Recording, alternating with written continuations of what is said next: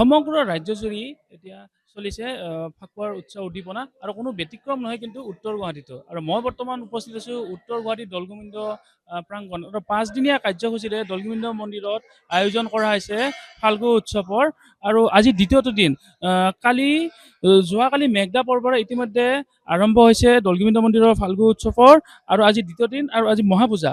আজি পুৱাৰে পৰা এক আধ্যাত্মিক পৰিৱেশত যি পূজা অৰ্চনা কৰি পেলাই চলিছে পুৱাৰে পৰা দৌলগোবিন্দ মন্দিৰৰ প্ৰাংগণত ইতিমধ্যে চলিছে মহাপ্ৰভুক পূজা অৰ্চনাৰ লগতে নাম কীৰ্তন আৰু যিসকল ভক্তপ্ৰাণ ৰাইজ আছে ভক্তপ্ৰাণ ৰাইজসকলেও কিন্তু পুৱাৰে পৰা আহি ভিৰ কৰিছে মহাপ্ৰভুৰ আশীষ গ্ৰহণ কৰাৰ উদ্দেশ্যে।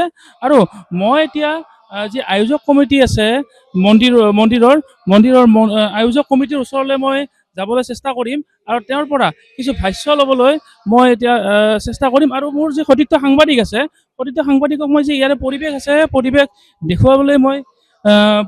দেখুৱাবলৈ অনুৰোধ জনাম যে পুৱাৰে পৰা কিন্তু এনেধৰণে দৌলগোবিন্দ মন্দিৰৰ প্ৰাংগণত এনেধৰণে পূজা অৰ্চনা চলিছে। আৰু তাৰে লগতে ক'ব লাগিব যে ইয়াতে নাম কীৰ্তন পুৱাৰে পৰা চলি আছে। আৰু মোৰ যি আয়োজক কমিটি আছে অধিক জনাৰ উদ্দেশ্যে দৌলগোবিন্দ মন্দিৰৰ যি আয়োজক কমিটি আছে আয়োজক কমিটিৰ ওচৰত যাম আৰু পোনে পোনে জানিবলৈ চেষ্টা কৰিম যে আৰু বিশেষ কি আয়োজন আছে কি কৰে তাৰ পৰা মই পোনে পোনে জানিব বিচাৰিম।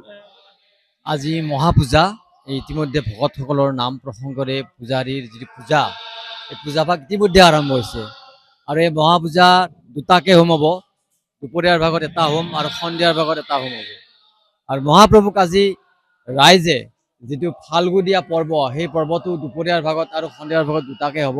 আৰু যিসকলে ফাল্গুতে মহাপ্ৰভুক দিব তেওঁলোক লঘোণে থাকি 3 বস্ত্ৰ পৰিধান কৰাৰ পিছতে তেওঁলোকে দিব পাৰিব। তাৰ লগে লগে 10 বজাৰ পৰা দুখেলকৈ নাম আছে, নাগাৰা নাম। দিনটোৰ ভিতৰত যথেষ্ট সংখ্যক নাম প্ৰসংগৰে গোটেই পৰিৱেশটো ইয়াৰ মুখৰিত হৈ থাকিব, সুন্দৰ হৈ থাকিব। আৰু আজি দিনটোৰ ভিতৰত প্ৰায় 30ৰ পৰা 40,000 ভক্ত সমাগম হ'ব বুলি আমি এটা আশা ৰাখিছোঁ। আৰু সকলোখিনি ভক্তক যাতে আমি সুন্দৰভাৱে আতিথ্য দিব পাৰোঁ তাৰ ব্যৱস্থাও আমি হাতত ৰাখিছোঁ। আৰু নিশাৰ ভাগত সাংস্কৃতিক অনুষ্ঠান আছে, আজি স্থানীয়ভাৱে সাংস্কৃতিক অনুষ্ঠান থাকিব। আৰু এই অনুষ্ঠানবিলাক আধ্যাত্মিক যিটো দিশ সেই দিশটো তাত বিৰাজমান হ'ব। গতিকে আজিৰ দিনটোৰ ভিতৰত আজিৰ কাৰ্যসূচী এইখিনি। মই আশা ৰাখিছোঁ আজিৰ এই দৌল উৎসৱৰ দ্বিতীয় দিনটো যাতে সুন্দৰ হয় আৰু সকলোৰে সহায় সহযোগ মই কামনা কৰিছোঁ। অন্ত পৰিব আপোনাৰ 17 মাৰ্চ সোমবাৰ। 17 মাৰ্চ সোমবাৰে 2:30 বজাত মহাপ্ৰভুক ইয়াৰ পৰা দিহিংঘটলৈ উত্তৰ গুৱাহাটীৰ মূল পথেৰে ধৰ্মীয় শোভাযাত্ৰাৰে লৈ যোৱা হ'ব। আৰু দিহিংঘটত গোপাল আতাৰ লগত এভাগী পূজা আছে, সেই পূজাভাগ সমাপ্ত কৰাৰ পিছত পুনৰ তেওঁক ব্ৰহ্মপুত্ৰৰ পাৰলৈ অনা হ'ব। আৰু ব্ৰহ্মপুত্ৰৰ পাৰত তেখেতক স্নান কৰোৱা হ'ব। স্নান কৰাই পুনৰ দৌলগোবিন্দ মন্দিৰলৈ আনি ইয়াত এভাগী পূজা আছে, পূজাভাগ সমাপন কৰাৰ পিছত তেখেতক যি মূল গৃহ যোৱাকালি যি মূল গৃহৰ পৰা তেওঁক উলিয়াই অনা আছে সেই মূল গৃহত পুনৰ তেওঁক প্ৰৱেশ কৰোৱা হ'ব।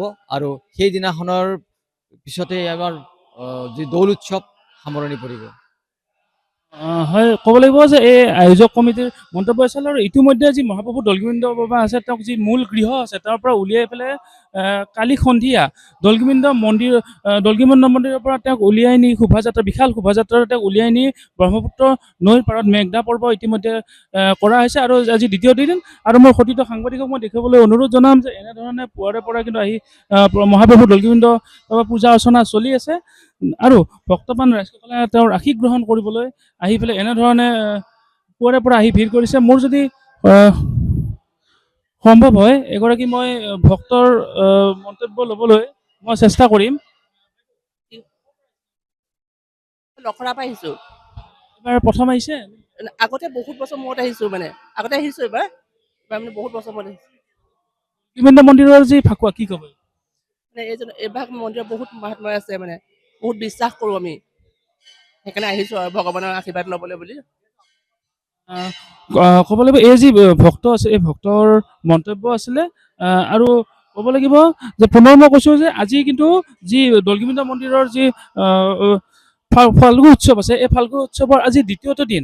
আৰু যি ইয়াতে 5 দিনীয়া কাৰ্যসূচীৰে ইয়াতে কৰা হয় ফাল্গু উৎসৱ আৰু আজি দ্বিতীয়টো দিন আৰু অন্তিম দিনাখন যি মহাপ্ৰভু দৌলগোবিন্দ বাবা আছে দৌলগোবিন্দ বাবাক যি সমগ্ৰ উত্তৰ গুৱাহাটী প্ৰদক্ষিণ কৰা হ'ব আৰু প্ৰদক্ষিণ কৰাৰ পাছত তেওঁক পুনৰ অৰ্চনা কৰে যে তেওঁৰ মূল যি গৃহ আছে মূল গৃহত তেওঁক পুনৰ স্থাপন কৰা হ'ব। যিকোনো খবৰৰ বাবে যোগাযোগ কৰক 7099017330 লগতে 7099017110 নম্বৰত।